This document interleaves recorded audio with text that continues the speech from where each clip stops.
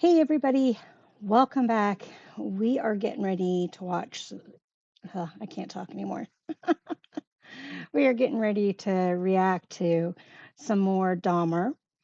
I've been varnishing for the last hour and a half, hence the paint shirt. You can see where I wipe my fingers on my shoulders. Sorry, moved to the laptop.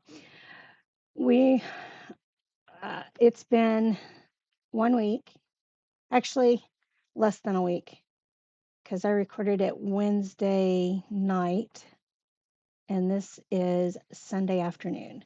So less than a week.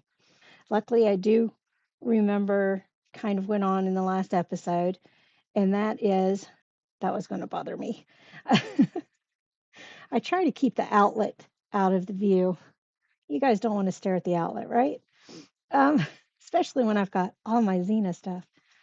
At any rate, we last remember that they took the perspective of Glenda this time around. I still don't know why it was called Cassandra because we mentioned Glenda's daughter Sandra a couple of times, but it really wasn't focused on her or anything like that. So I don't know why we were calling it that.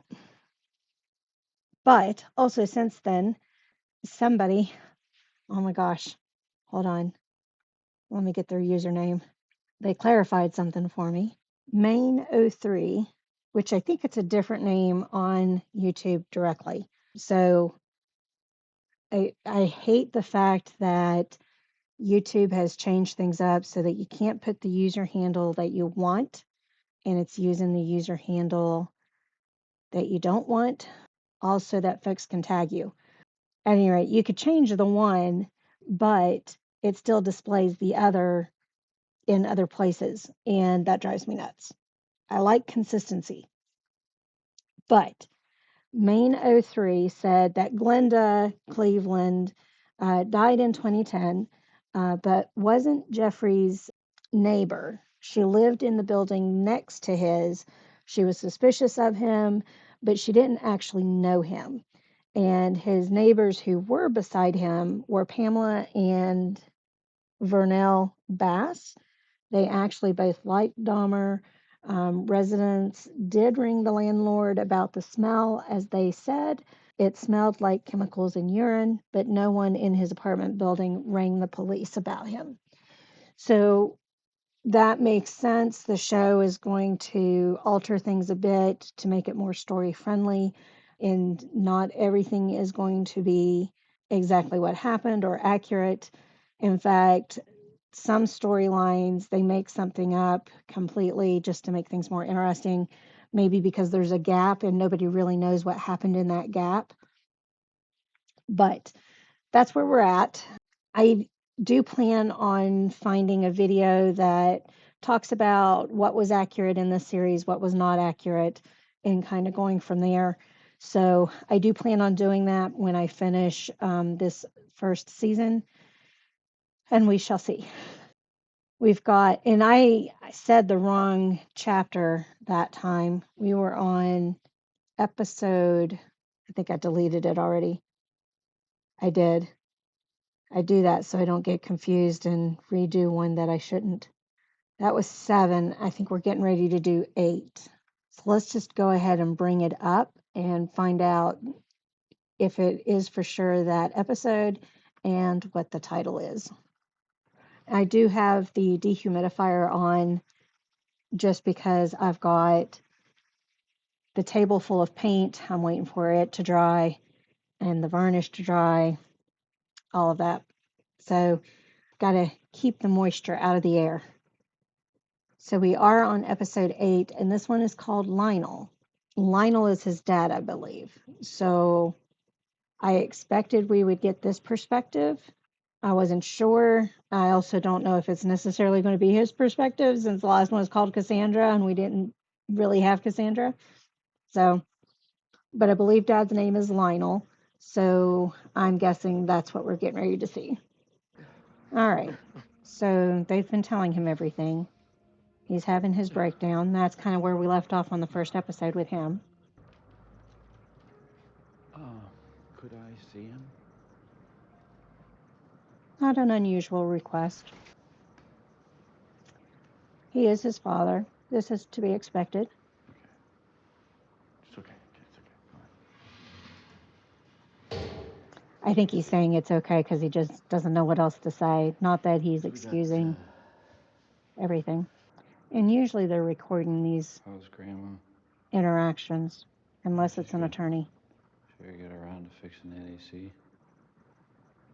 Talking about everything but what is in the room, literally. Because I have to hope you can get better. Natural reaction. Psychopathy is not really curable. They can learn to survive by social norms. Why do you think you... To Sherry and me. I didn't realize his stepmother was named Sherry. I totally missed that.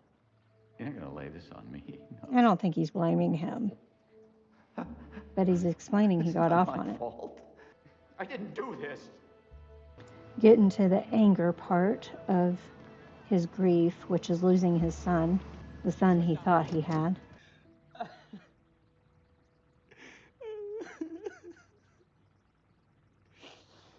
She's crying for a different reason. I'm just so happy you don't have to give your mother any bad news. That's not why she was crying. That's a good cover-up. How many pills do you think she was on when she was pregnant with him? Thousands. She was sleeping pills. So now he's blaming his mom. Medication. And I've had thoughts like him, I think. I used to. About Joyce, I think. To get her to do whatever I wanted. He wanted to have sex with her. There is a difference between having these fantasies and acting out on them, though. Although he did talk about making the bombs. He's got half your DNA, and he's a nice, normal kid, wouldn't you say? Whereas there was always something odd with Jeffrey, other than him being gay. I don't want people to think I was calling that odd. You know, there's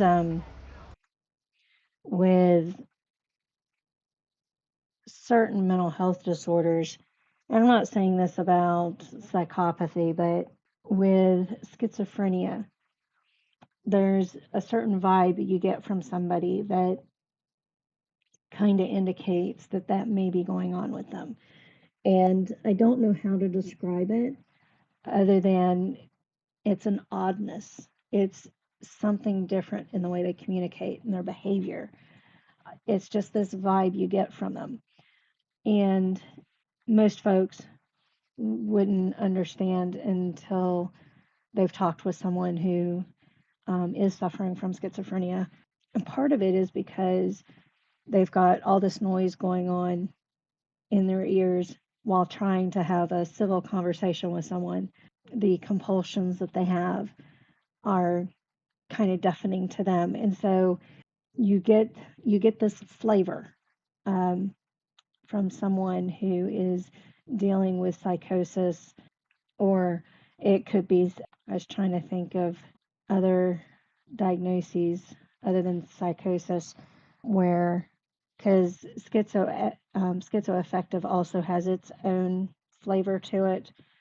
And I guess the easiest one to describe, although, none of these are clear cut, but somebody who may be abusing, it might not be addiction, but somebody who's abusing substances. You've got something that goes off. You don't know what it is, but you know that something's different. Something is out of place.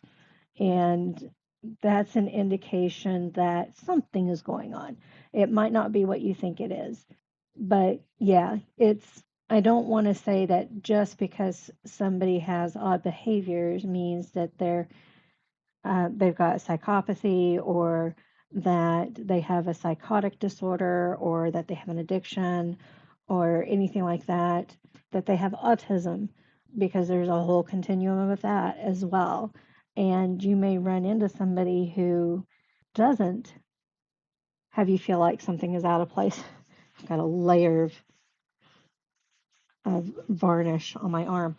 But you may not get that vibe or that flavor that I'm talking about. That something's out of place, but sometimes you will. And so I don't know where I was going with. Oh, so that's what I'm talking about when I'm talking about that there was always something about Jeffrey, and it's not his homosexuality. It was just his dark thoughts. Dexter, which is not a realistic show, I know, but he had his own flavor. There was something odd about him, something that Dogs picked up on. And some of his coworkers picked up on it too, but they just accepted it because they figured that's just him. So, that's kind of where I'm going with Jeffrey. Most of the interactions we saw, except for his pickups, although some of his pickups, they might have thought something was odd too, but he lured them in with the photography. But friends or family might have known that something was off. Dad is definitely showing it.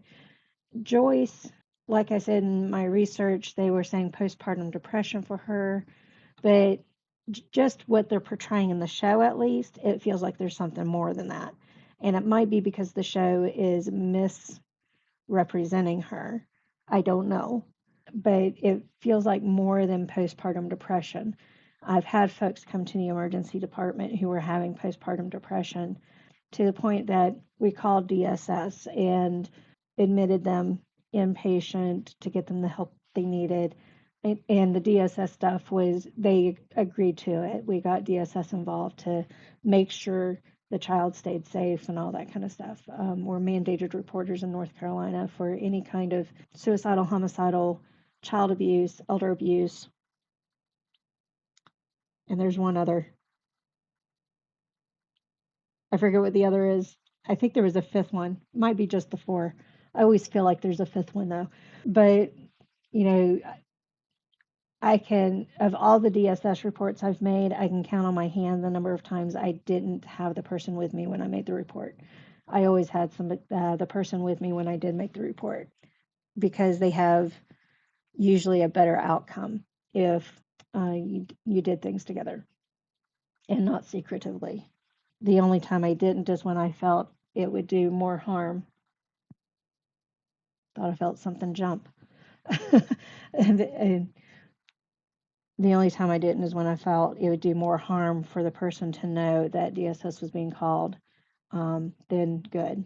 Back to Jeffrey, not everybody has dark thoughts, but it's also not unusual either.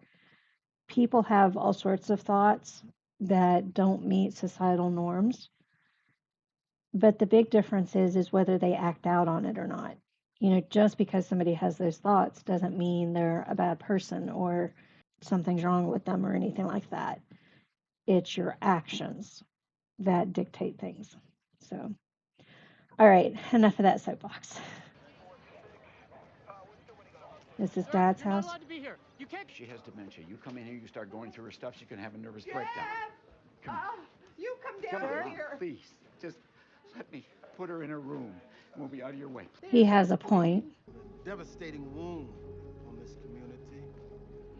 So we're back to Reverend Jackson, Now, some folks and that was will ask Tony's me, mom with him. Reverend, words like healing, cooling down, coming together.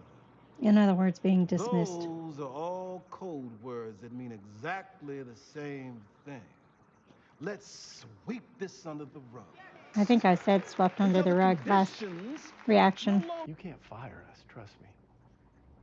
We will be here long after you. So if Main 3, I was trying to remember the name, is correct in that none of the neighbors had called law enforcement and stuff, then I'm wondering why the show is going so hard on law enforcement.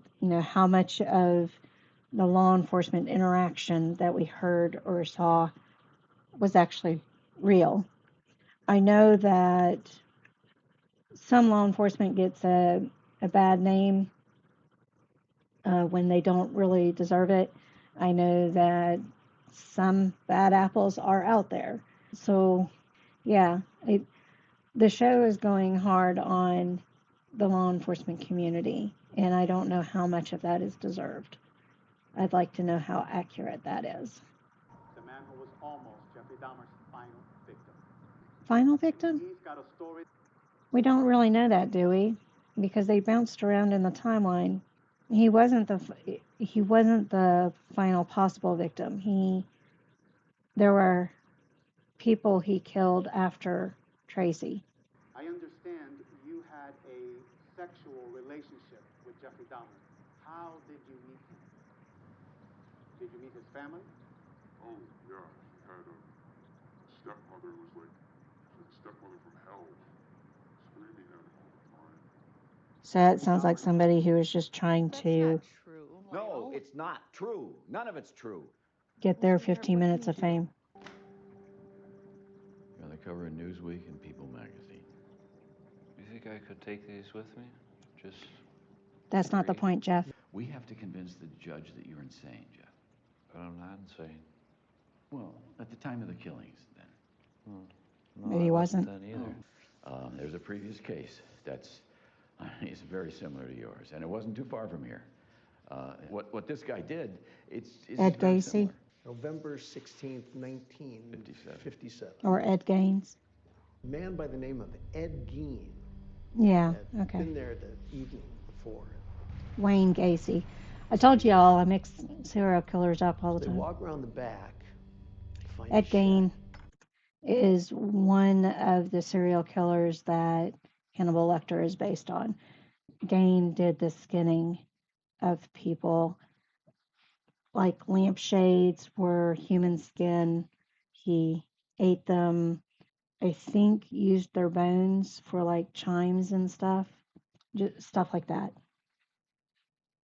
Well, I should say Buffalo Bill, I think, is based on Ed Gein and two other serial killers. Hannibal was based on a couple of them as well. I think it was a combination for both Bill and Hannibal. And he went to a kind of a daze when he did these things, and then he would kind of wake up and Like a he fugue couldn't state. remember.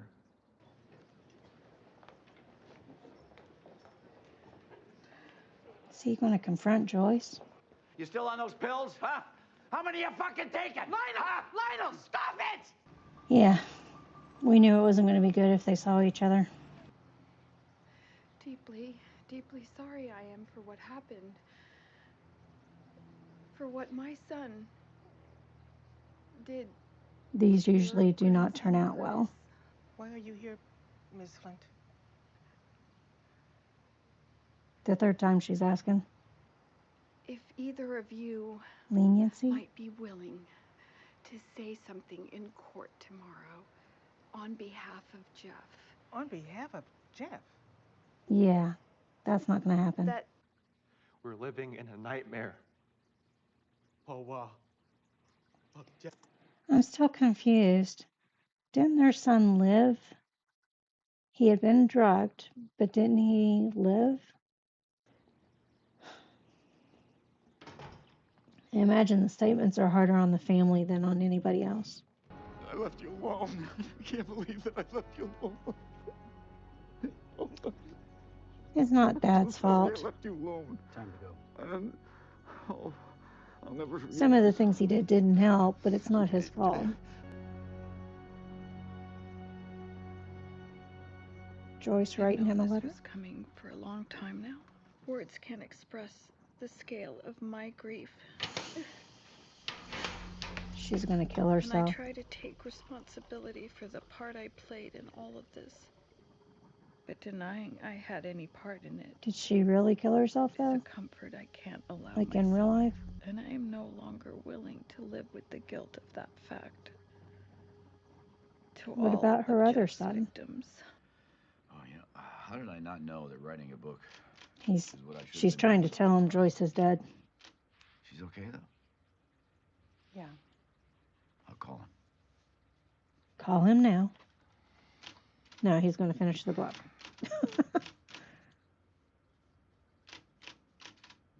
she's recognizing that too. What happened? Those two cops who let that Connery boy go back to Jeffrey Dahmer. I'm starting to doubt myself on that being Tracy. Then we fought the next fight. And the next fight. Reminds me of the Serenity Prayer. I was trying to remember what it was called. Grant me the courage to change the things I can, the wisdom to know the things I can't. No, I said it wrong. God grant me the courage to change the things I can, the knowledge. It's going to drive me nuts now. It's been way too long since I've said it. I had it out of order. It's God grant me the serenity to accept the things I cannot change, the courage to change the things I can, and the wisdom to know the difference. I was starting in the middle. So, just to give you an idea, it took me 3 years to memorize it for treatment because a lot of the folks in treatment like to do the serenity prayer. So, that's the only reason why I learned that. At any rate, this episode was more about how Jeffrey's behavior impacted the people around him, family, the victims' families, all of that.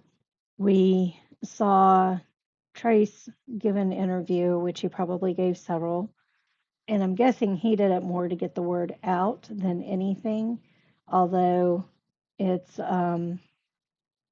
probably hard for him to relive it over and over again. We have people that were trying to get their 15 minutes of fame. I was like, what's the phrase? So we had that. We had others that were raging. We had dad who just wanted to, he went through a bunch of different emotions, blaming himself quite a few times. And then that last part was just him kind of escaping. He found out his wife tried to kill herself again, and he showed relief that she was okay, and he acknowledged that he was going to call his son, but then he went right back to writing his book. So a little bit of dissonance there. And again, I'm curious as to how accurate the portrayal of everything involving law enforcement is. How much do they ignore things or dismiss things? How much of it didn't happen? And is the show being unfair towards law enforcement? It's one of those things of, you look back on a situation that's horrible and you're like, how could people not know? How could you not see this? But it's also one of those things, I have the knowledge of also knowing that it's often the people closest to the person who don't know what's going on, and people don't necessarily pick up on clues that they're being shown. I'm not excusing the officers because we don't know how accurate the show is being towards them. But sometimes officers are dismissive and skirt the rules and don't do everything that they're supposed to. Like the chief was pointing out, they didn't, if accurate, they didn't do a background check on Dahmer. They didn't check the ID of the kid, which usually kids don't have IDs, but maybe that area has school IDs. I don't know, for high schoolers and stuff. How realistic are we being there? But those who are close to the person don't always pick up on it. When then the Sandusky scandal happened, a lot of folks were like, how could the wife not know? And even I was saying that, even though I know that they don't always know what's going on, the perpetrator keeps it hidden very well. So, yeah, not a lot to say on this one. It was hard to hear the impact statements. I imagine there probably was a wide range of reactions from reading poetry to losing control and threatening him. Usually there's no charges in that situation because although the person may want to, are they actually going to act out on it and take somebody's life? Hard to say. I don't know if that family member, if that actually happened, ever was charged with anything or not, but usually the public is much more forgiving of that kind of situation. So, all right. That was kind of an emotionally draining one. I don't know if it's because I'm just tired from this week and it's been a long week. I mean, yesterday I was up at 7 a.m. and I didn't get to sleep until 3 a.m. and that was after daylight savings change. So it would have been 4 a.m. if we hadn't turned back the clocks. Up for a long period of time. I think I slept well, but I feel tired, and it might just be that energy that I'm bringing to this episode, and it was just bad timing. So we still have 2 more episodes to go. I have no idea what those 2 episodes are going to be, especially since we've got a second season. So let's go ahead and find out. So thank you all for joining me on this one. I'll see you on the next one. Bye.